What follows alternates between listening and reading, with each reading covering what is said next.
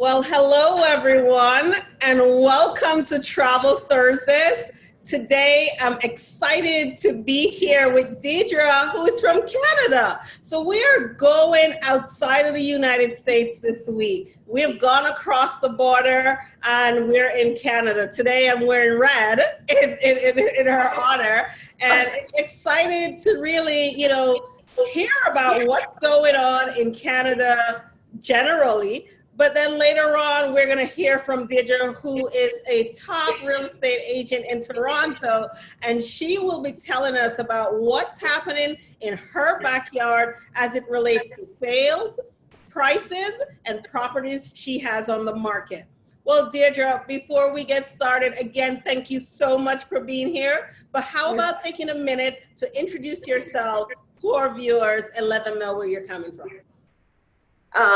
Hello, everyone.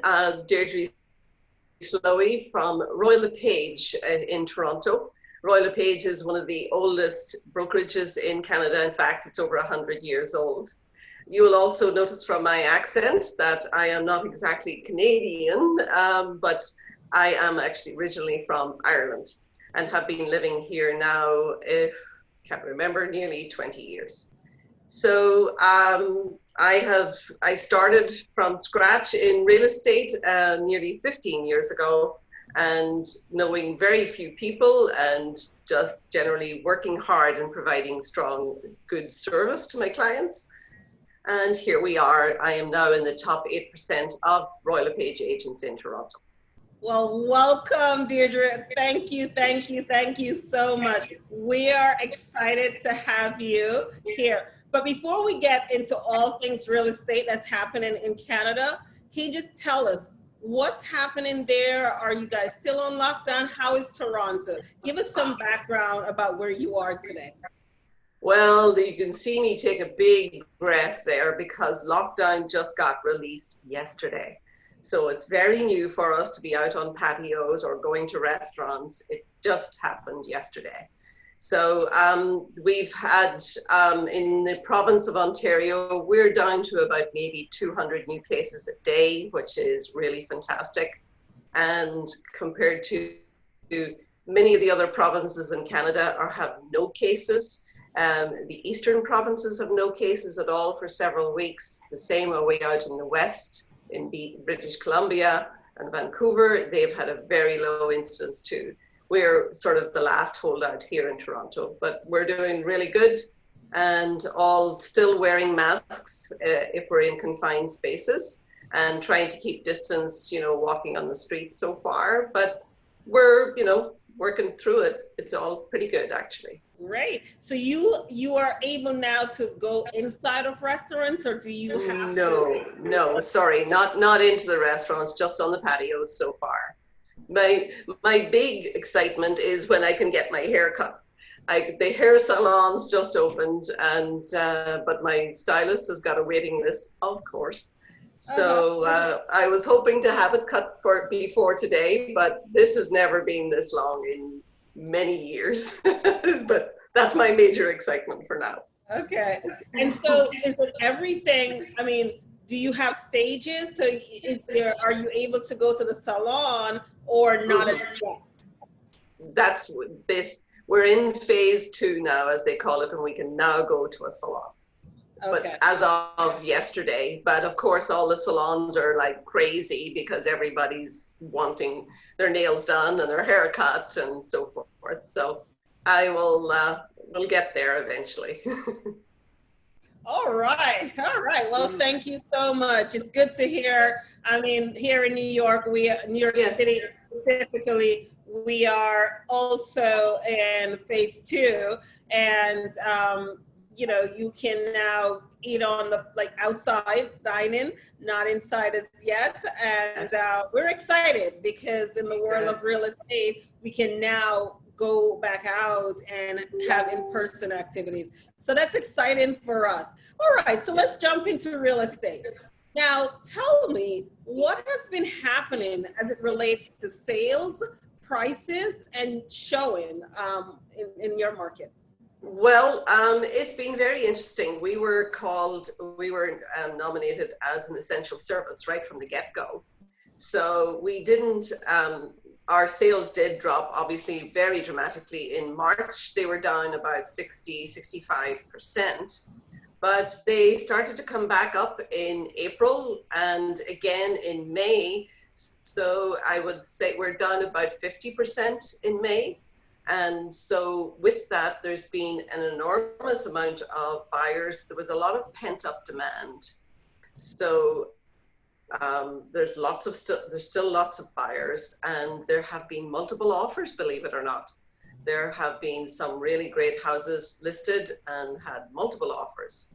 In fact, I know of a particular occasion where the sellers didn't want anybody to come through until they had made an offer.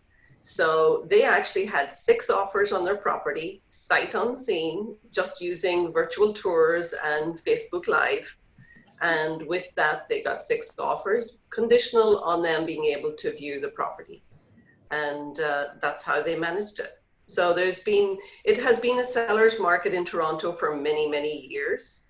And our spring was looking like it was going to be a crazy busy. The volume of sales in February were like up 40%. Let me just get the details for you. But the volume was extremely high, in 46% greater in February 2020 than it was last year. So it was going to be crazy. So that all fell apart, but it's coming back up each month. It's getting busier and busier. And there's lots of showings. Okay, so you really didn't have a break from showings. You were able to continue throughout the entire period. Yes, it depended on the seller generally and what their decision or their choice was.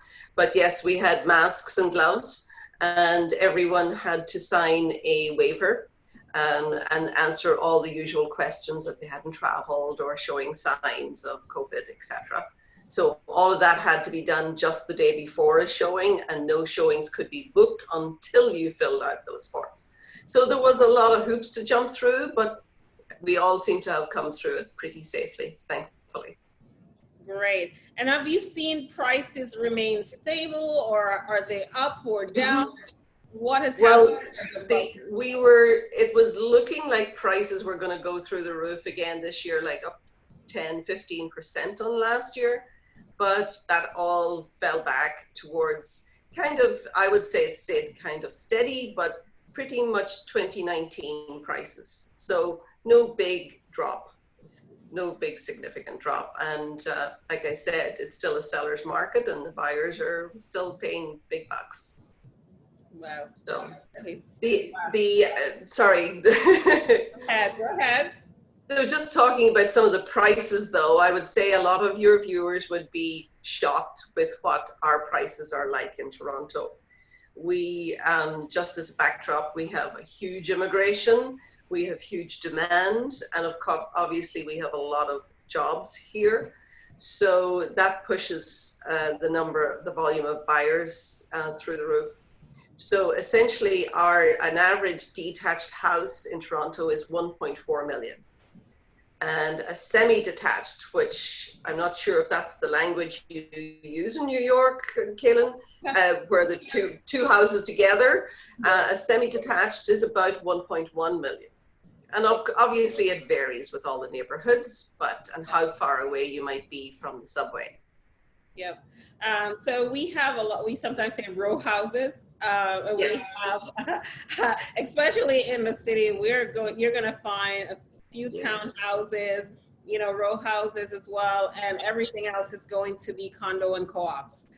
You're not going to find the single family. You'll find it in outside of the city predominantly, in the Queens, Brooklyn, some places, Long Island, Westchester, but right.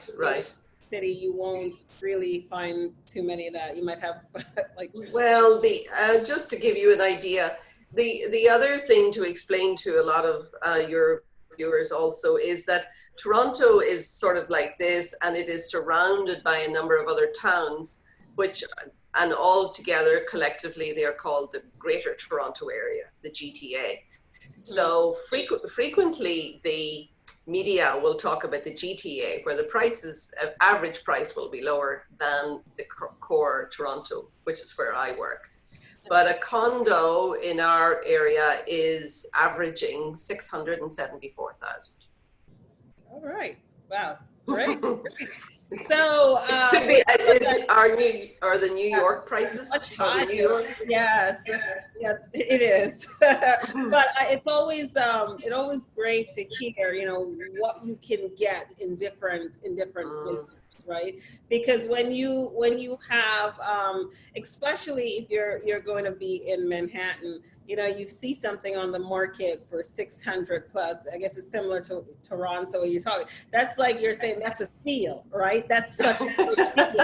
You're seeing a one bedroom, you're thinking, wow, this is amazing. Because, most of them are going to be more, right? So you're not going to have the same. But when you go outside, you can get a lot more in some parts of Brooklyn, not everywhere, depending on where you are, because the areas that are closer to the city and have been gentrified, the prices Yes. have gone way up. And similarly, if you go some places in Queens, or if you go to Staten Island, or if you go to the Bronx, are very, very different there. So I think it's very similar, Manhattan and Toronto, when you're comparing prices. So I would say you're seeing it's pretty similar. In terms of this year, though, we in the city, we weren't able to continue showing, so we saw a dip in terms of housing. Yes. So we were able to resume showings and really in-person activities on Monday. So we in phase 2. So we began phase 2 on Monday. Other parts of the state had, is further along, and they had entered phase 2 prior, but the city only did so on Monday. So that's okay. Yeah. Very good. So, Deidre, do you have any hot properties on the market or anything coming to market that you'd like to share with us? Yes, yes. In fact, I have very unusual for Toronto is a 3-bedroom condo. We have very few of those.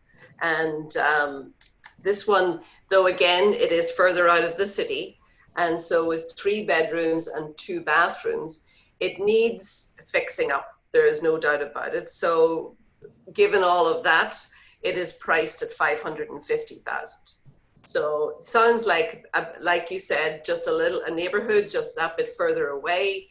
It's a car-based neighborhood rather than public transit. And this has been an elderly person there, so they haven't renovated, and obviously the next family obviously are going to do that. Okay, that's wonderful. So that's pretty much a steal again, just outside Toronto. And because you need to get these renovations done, you're putting it on the market at a great price. Okay, that's wonderful. So now that I do, if you visit Toronto, or someone is thinking of visiting or moving there, where is a place they absolutely must visit? What are the gems there in Toronto? Well, I think everybody knows the CN Tower. It's pretty much Toronto's icon. And it is fun to go up there. It really is. There's a glass floor, and if you've got the nerve, which I don't, to stand on the glass floor and look down, it's crazy. And there's also an opportunity on the CN Tower to go outside and literally hang off the edge of the tower. It's mind-blowing. Again, I don't have that stomach for heights, but it's a wonderful, I think it's called the CN Walk, and you can walk, sort of hang off the edge, just like you're sailing, It's crazy. But sorry. No, go ahead. It's for those who are very adventurous. That's for the really adventurous. And more for the girls, for sure, is the Bata's Shoe Museum. It literally goes through the history of making shoes and all about shoes, and it's lovely. And it's right downtown, so it's easy to access. Very well, very well. I've been to Toronto, and you do have not in COVID time, but your public transportation is pretty good as well. It is. Coming from the airport, sometimes it is. I mean, depending on it, take a cab, and you're still spending a lot of time in traffic. So I've had to utilize the public transportation there. Yeah, I was like, well, you got to get here at this time. Luckily, public transportation from being in New York, but Yes. I have, and you guys do have a good system over there also. Well, it's tiny compared to anything in New York, or even I think Boston's is bigger than ours. It isn't a very big transit system, but it is relatively clean, and it gets us from A to B. I enjoy using it, and it's safe. Yes, nice. So that's important. That is definitely important. Okay, so as we continue, we're going to be wrapping up shortly, but tell me, I mean, you've been doing this for 50 years. You are in the top 8% of your company in Toronto, and that is a big deal. And so congratulations, that's amazing. And what tip do you have for buyers or sellers? I'm sure you've encountered a whole lot during this time over the years that you've been in the business. Give us a few nuggets, words of wisdom for buyers and sellers out there. What do you want to leave with them before you go? For buyers, I definitely always just say, do your homework. I often say to my buyers that it's a bit like a part-time job, because there are so many people there wanting exactly the same kind of property as you. Do your homework, get pre-approved, have everything all lined up so that when you're ready to when you see the home you love, you can make your decision really quickly. That's the important part, certainly in a seller's market. For buyers, or sorry, I beg your pardon, for sellers, given what I've just seen lately, I would say, please don't accumulate your stuff. There's too much. Assume that your buyers do not have an imagination. So if you have very large furniture in a small room, they cannot imagine the size of the room. They don't see it unless you show it to them exactly how it would be. Something out of a magazine is what they kind of expect to see. A lot of this, the buyers are looking at HGTV, they're watching these TV programs, and they don't quite understand how we live. And when they go to shopping for a home. So I would say to sellers, presentation. I think you've given us two really great nuggets, because preparation is always key.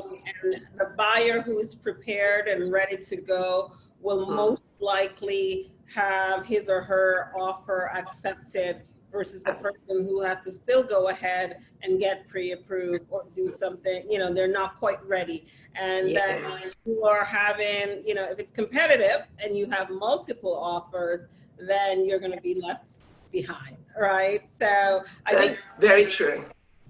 That is very great. That's a great words.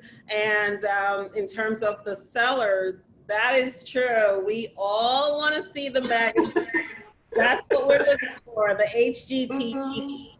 And they may not want to pay the HGTV for it, right? They want it at a lower price, but better show it at a HGTV level. And I've heard that repeatedly from the guests I've had on this show that say, remember that you are showing your home to buyers who are frequently watching HGTV.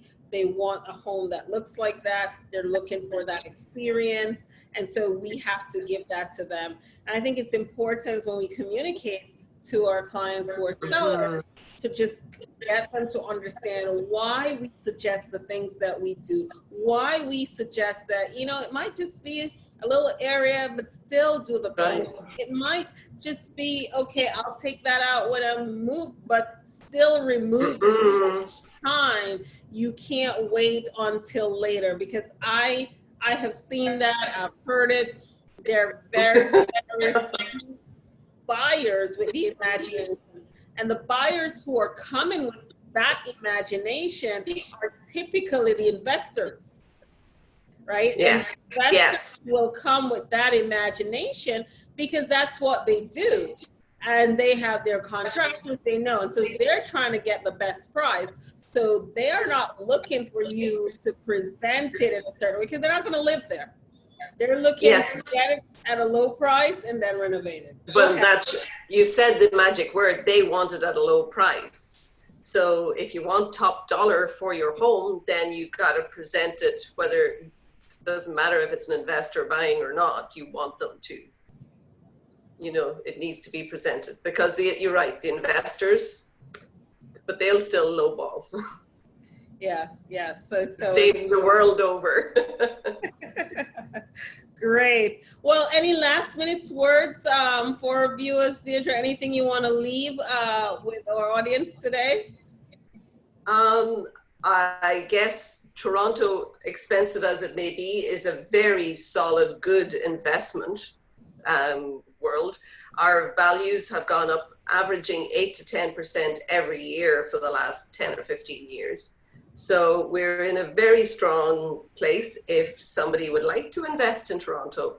And of course, I will show you the route and the best of the neighborhoods that we offer. Great. And how can someone get in contact with you if they need to do so? Okay.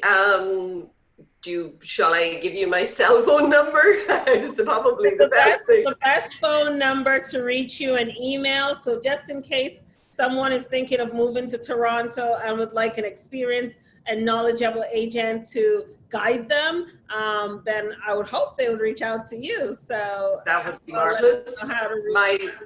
My website can just Google my name. You will get my website. It's blurwesthomes.ca.